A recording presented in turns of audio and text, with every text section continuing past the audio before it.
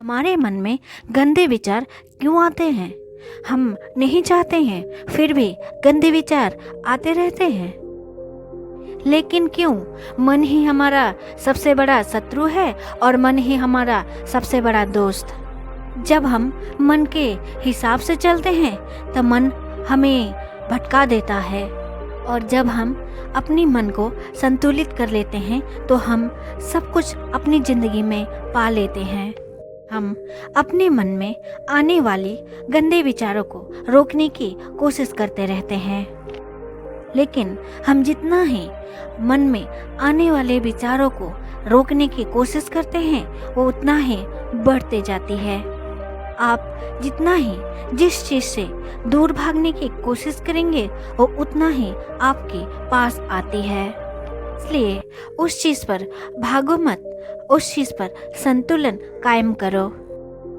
एक बार एक युवक गौतम बुद्ध के पास आते हैं और गौतम बुद्ध के पास आके कहते हैं, हे बुद्ध, मेरे मन में इतने गंदे विचार क्यों आते हैं?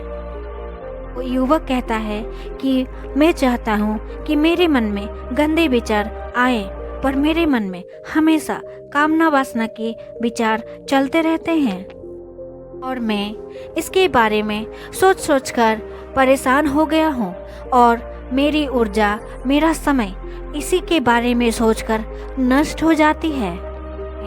इन सब विचारों की वजह से अशांत रहता हूँ और मैं स्त्रियों को देखता रहता हूँ, उन पर मोहित हो जाता हूँ और अपने आप को रोक नहीं पाता हूँ।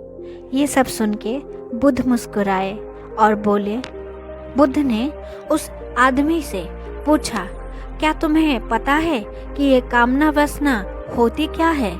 वो युवक ने कहा, बुद्ध, आखिर मैं ये नहीं जानता कि ये कामना वासना होती क्या है, लेकिन हाँ इतना तो है कि ये बहुत ही बुरी चीज़ है।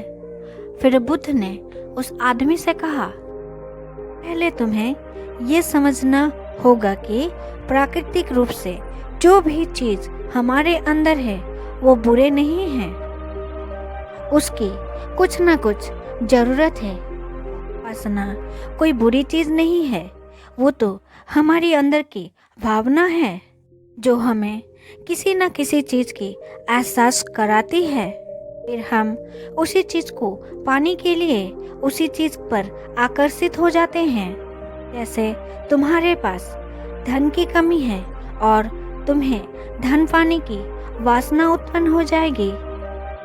वासना कोई बुरी चीज़ नहीं है, वो एक प्रकार की कमी है, जबकि ये एक प्रकार का ज़रूरत का एहसास है, और अगर ये शारीरिक हो तो इसे कामना वासना नाम दिया जाता है।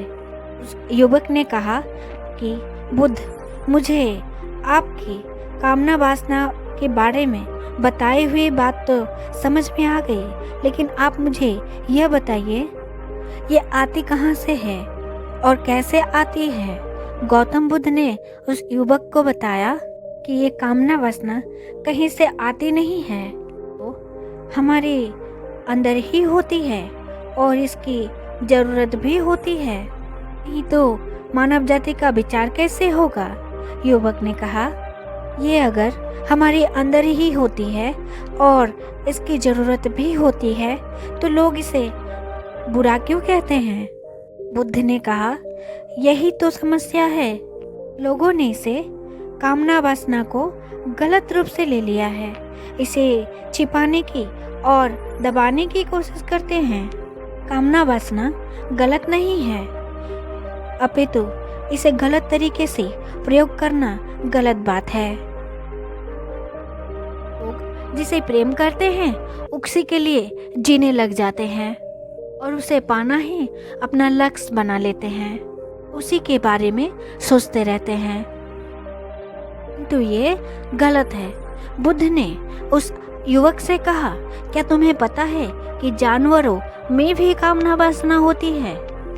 उस युवक ने उत्तर दिया कि हाँ बुद्ध, जानवरों में भी कामना वासना होती है, क्योंकि उनको भी तो अपनी पीढ़ी आगे बढ़ानी है। बुद्ध ने कहा, तो फिर क्यों हम जानवरों की कामना वासना को गलत नहीं कहते? युवक ने कहा, मुझे नहीं पता महात्मा। वो तो सिर्फ अपनी संतान उत्पन्न करने के लिए अपनी कामना वासना का प्रयोग करते हैं। ईश्वर ने उन्हें इतनी समझ नहीं दी है कि वो काम वासना को अपनी सुख का आधार बना सके। जबकि मनुष्य अपनी समझ के बलबूते पर प्रकृति में पाए जाने वाले वस्तु को अपनी सुख के लिए प्रयोग करता है, हम इंसानों ने ही काम वासना को अपने सुख का साधन बना लिया है। जबकि प्रकृति ने हमें अपनी वंश आगे बढ़ाने के लिए दिया था, लेकिन इंसानों ने इसे जीवन का परम लक्ष्य बना रखा है और इस तरह से काम वासना का बेलगाम हो जाना गलत है। उस युवक ने महात्मा बुद्ध से पूछा कि महात्मा, ये काम वासना हमारे ऊपर हावी क्यों हो जाता है, क्यों ये बेलगाम हो जाता है? तब गौतम बुद्ध ने उस युवक से कहा, अब मैं जो तुम्हें बताऊंगा उसे ध्यान से सुनना, तो तुम्हें कामना वासना की स्वर समझ में आ जाएगा। तब तुम्हें तुम्हारा जवाब मिल जाएगा, बस तुम्हें ध्यान से सुनना होगा। तब गौतम बुद्ध उस युवक को बताना शुरू करते हैं कि एक बार की बात है, एक आश्रम में एक गुरु और उनके शिष्य रहा करते थे, जिससे वो बाहर की गांव में भिक्षा लेने के लिए जाते थे। उस आश्रम की एक शिष्य जिस गांव में भिक्षा लेने के लिए जाता था, उस गांव के रास्ते में एक नदी पड़ता था। वो शिष्य रोज उसी रास्ते से भिक्षा लेने जाता था। एक दिन उसने देखा कि एक लड़का पेड़ के पीछे छुपा हुआ है। वो उसके पास जाता है और बोलता है। उसने पूछा कि भाई, तुम पेड़ के पीछे छुपकर क्या देख रहे हो? वो लड़के ने कहा, अरे तुम्हें क्या नहीं दिख रहा है कि मैं क्या देख रहा हूँ? उस शिष्य ने नदी की तरफ देखा तो कुछ लड़कियाँ पानी भर रहे थे। लड़कियाँ 14-15 साल की ही होंगी। उस शिष्य ने कहा, अरे वहाँ तो लड़कियाँ पानी भर रहे हैं, इसमें देखने वाली क्या बात है? तब उस लड़के ने शिष्य की तरफ देखा और कहा, अरे पागल, तुम्हें दिखाई नहीं दे रहा है क्या? कैसे परी की तरह दिख रही लड़कियां नदी से पानी निकाल रही है। जरा उनके अदाओं को तो देखो, उनके कोमल शरीर को देखो, उनकी पतली कमर मटके उठाते ही बल खाती है। उनके बाल उनके गालों पर कैसे लहरा रही है, जैसे सुंदरता बिखरी पड़ी हो। इसने नदी की तरफ देखा और देखता ही चला जा रहा था। अभी तक तो उसे कुछ दिखाई नहीं दे रहा था, लेकिन उसे बिल्कुल भी भय नहीं था। वो निर्भय था, लेकिन अब वो छुपने लगा था और वो पैरों के पीछे छिपने लगा, लड़कियों को देखने लगा जैसे वो कोई अपराध कर दिया हो। तभी वो अंदर से कांप गया और कहा कि ये मैं क्या कर रहा हूँ? मैं जो कर रहा हूँ वो सही नहीं है, मुझे यहाँ से चले जाना चाहिए।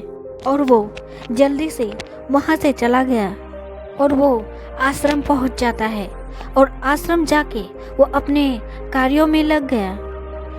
लेकिन वो अभी देखकर जो आया था उसकी आंखों के सामने बार बार वो आ रहा था। उसके मन में वही दृश्य चल रहा था, उसके मन में वही सब देखने के लिए लड़ाई हो रहा था। उसका किसी भी काम में मन नहीं लग रहा था। सुबह होते ही जल्दी वो आश्रम से निकल के भिक्षा के लिए चला जाता था और नदी के पास वाले रास्ते के पेड़ के पीछे छिप जाता था, जहाँ वो लड़का पहले से मौजूद था।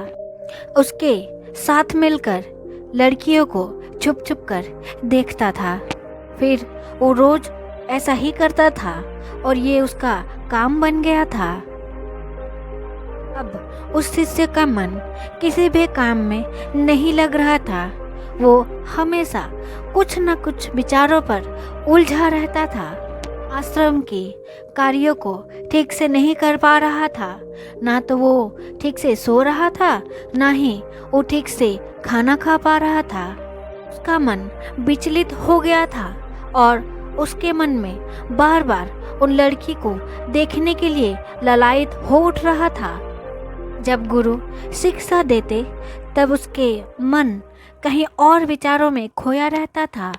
गुरु ने शिष्य के इन व्यवहारों को भांप लिया था। फिर एक दिन शिष्य को अपने पास बुलाया। आज मैं भी तुम्हारे साथ भिक्षा मांगने के लिए चलूंगा और तुम और मैं साथ साथ भिक्षा मांगेंगे। फिर शिष्य ने मना करते हुए कहा, नहीं गुरुदेव, आप परेशान क्यों होते हो? मैं अकेले ही भिक्षा मांग सकता हूँ। फिर गुरु ने कहा, ठीक है, तुम अकेले ही भिक्षा मांगने के लिए जाओ। फिर शिष्य वहाँ से भिक्षा मांगने के लिए निकल गया।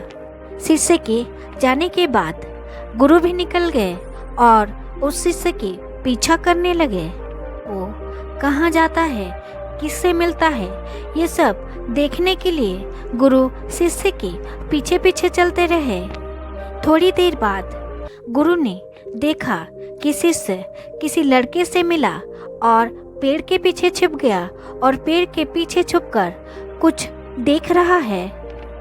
गुरु भी शिष्य के पीछे खड़े हो गए और देखने लगा कि आखिर वो ऐसा क्या देख रहे हैं जिसके लिए अपराधी की तरह पेड़ के पीछे छुपा हुआ है।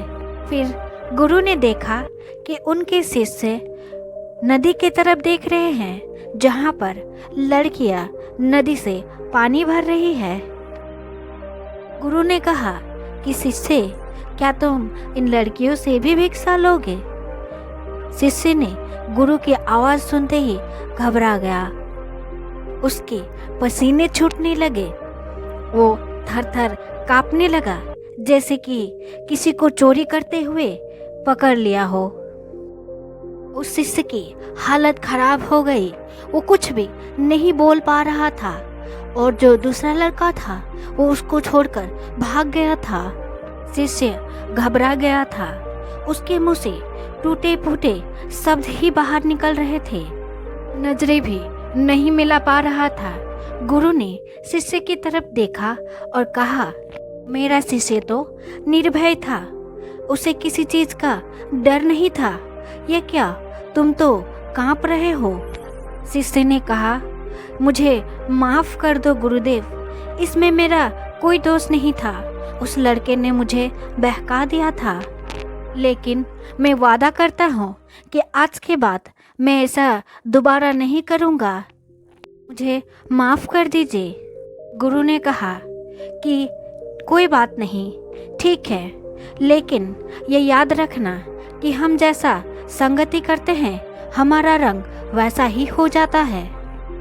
हम जैसा संगति करते हैं वैसे ही विचार हमारी मन में प्रवेश करते हैं। इसीलिए अच्छी संगति करो ताकि तुम्हारे मन में भी अच्छे विचार प्रवेश हो। फिर गुरु और शिष्य आश्रम लौट आए और शिष्य अपने कार्यों में ध्यान देने लगा। उसने उस रास्ते को छोड़ दिया और दूसरे रास्तों से जाने लगा। वो अपने काम को अच्छे से करता, लेकिन धीरे धीरे उसके मन में क्रोध उत्पन्न हो गया। वो दूसरे शिष्य पर भी क्रोध करने लगा, अशांत रहने लगा और खाना भी ठीक से नहीं खाता था। खाना बहुत कम खाने लगा। फिर एक दिन गुरु शिष्य के पास आए और कहा कि तुमने कितनी बार वादा को तोड़ दिया। फिर यह सुन वो शिष्य गुरु के चरणों में गिर गया और रोने लगा और रोते रोते उसने गुरु से कहा, गुरुदेव, मैं कई बार अपनी वादा तोड़ चुका हूँ। वादा तो कर देता हूँ परंतु तोड़ देता हूँ। मेरा मन मेरे नियंत्रण में है ही नहीं। मैं पूरा कोशिश करता हूँ कि मेरे मन से बुरे विचार को निकाल दूँ, लेकिन मैं ऐसा नहीं कर पा रहा हूँ। गुरु ने शिष्य से कहा कि चलो मेरे साथ।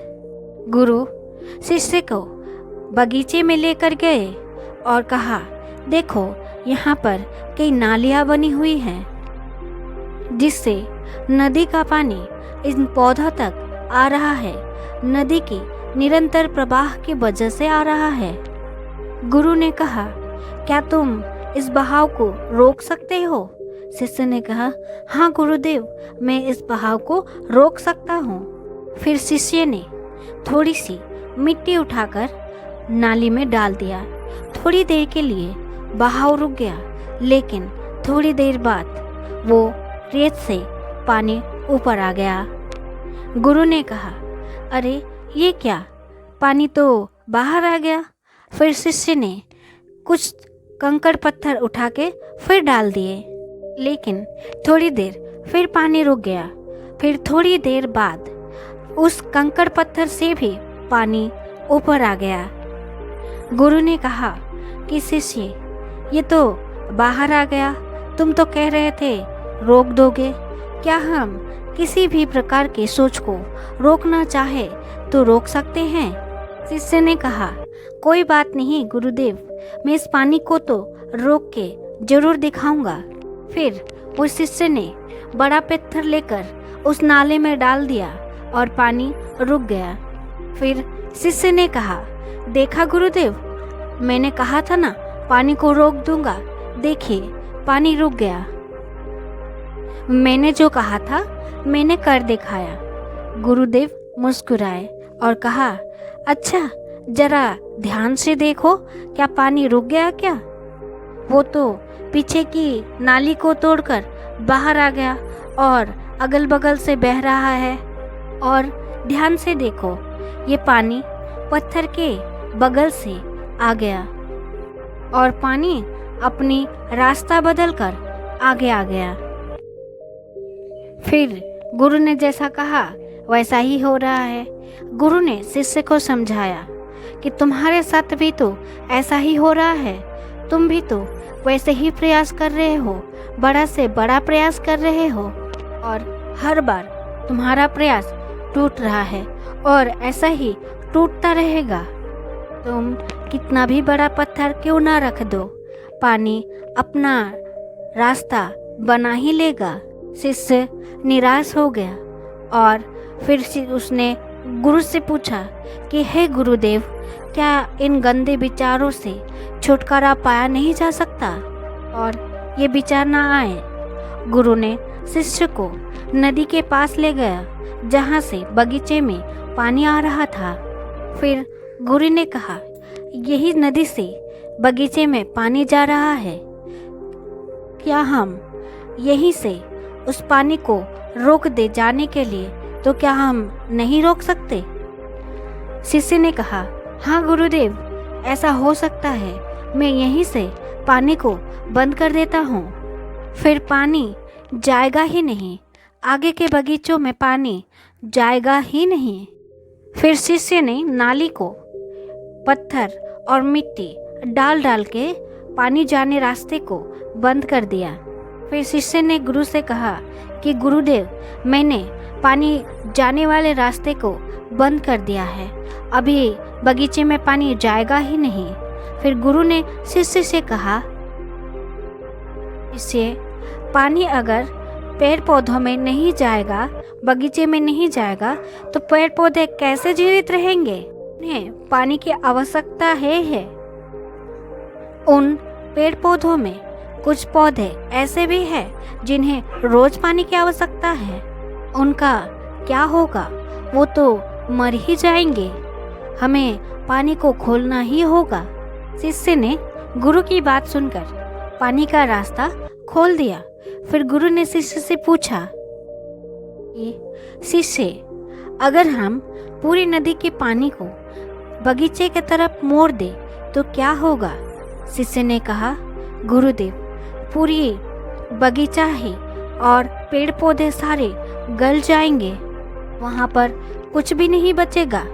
गुरु ने ये सुनकर मुस्कुराए और कहा, तो सोचो, हमें किसी भी चीज़ को रोकना नहीं है, संतुलन बनाए रखने ज़रूरत है, क्योंकि कम पानी से भी पेड़ पौधे नष्ट हो जाते हैं और ज़्यादा पानी से भी हमें संतुलन बनाए रखना पड़ता है। गुरु ने शिष्य से कहा कि अगर मैं तुम्हें कहूँ कि तुम आम के बारे में मत सोचो तो तुम्हारे मन में सबसे पहले क्या ख्याल आएगा? शिष्य ने गुरु से कहा कि गुरुदेव, मेरे मन में सबसे पहले तो चित्र आम का ही आएगा। गुरु ने कहा शिष्य से, जब हम गंदे विचारों को आने से जबरदस्ती रोकते हैं तो वो और भी मजबूत होकर हमारे मस्तिष्क में प्रवेश करते हैं। इसीलिए हमें उन विचारों को दबाने की कोशिश नहीं करनी चाहिए। गुरु ने शिष्य को आगे समझाते हुए कहा कि हमारे गंदे विचार बुरे लोगों के संगति से भी आते हैं। कई बार ऐसा होता है कि हमारे अंदर कामरूप नहीं होते हैं, लेकिन कई असली लोगों के साथ रहकर वो उत्पन्न हो जाते हैं। फिर शिष्य ने कहा गुरु से कि आप सही कह रहे हैं, और उस रात शिष्य बड़ी आराम की नींद लेता है और आश्रम का कार्य पूरे मन से किया, और वो उसी रास्ते से भिक्षा मांगने गया जहाँ पर वो लड़का आज भी पेड़ के पीछे छुपकर उन लड़कियों को देख रहा था। फिर वो शिष्य ने उस नदी पर गया और उन लड़कियों से पानी मांगा, और उसमें से एक लड़की उस शिष्य को पानी पिलाया, और उस लड़की ने उस शिष्य के चरण स्पर्श किया, प्रणाम किया, और उस शिष्य ने उसे आशीर्वाद दिया कि कल्याण हो। उस शिष्य की मन सकारात्मक ऊर्जा से भर गई थी, जैसे उसके मन में जो खोया हुआ सम्मान हो उसे वापस मिल गया हो। फिर वो वापस रास्ते से जाने लगा। फिर पीछे से वो लड़का आ गया जो पेड़ के पीछे छुपा था, और आके बोला, क्या बात है, तुम तो नज़दीक से दर्शन कर लिए, तुम तो मुझसे आगे निकले। शिष्य ने बोला, हम केवल दूसरे के दर्शन में ही व्यस्त रहते हैं, अपने दर्शन कर ही नहीं पाते। तुम कब तक इस पेड़ के पीछे छुपे रहोगे? तुम एक काम करो, तुम उनके सामने जाओ, किसी के पसंद करते हो तो बोल दो, और अगर वो भी तुम्हें पसंद करती है तो शादी कर लो, लेकिन पहले कुछ बन जाओ, ऐसे समय बर्बाद मत करो। फिर वो लड़का उस शिष्य से रोज मिलने लगा। वो लड़का नदी पर जाना छोड़ दिया और अपने जीवन में कुछ बनने के लिए संघर्ष करने लगा। कि देखा कि संगति से क्या होता है, इसलिए संगति बदलो और अपने विचार भी। बुद्ध ने उस युवक से पूछा, क्या तुम्हें तुम्हारे सारे प्रश्न के जवाब मिल गए? तो दोस्तों, आप सभी को वीडियो कैसी लगी? अगर अच्छी लगी हो तो लाइक कर लीजिएगा और चैनल को सब्सक्राइब कर दीजिएगा। धन्यवाद।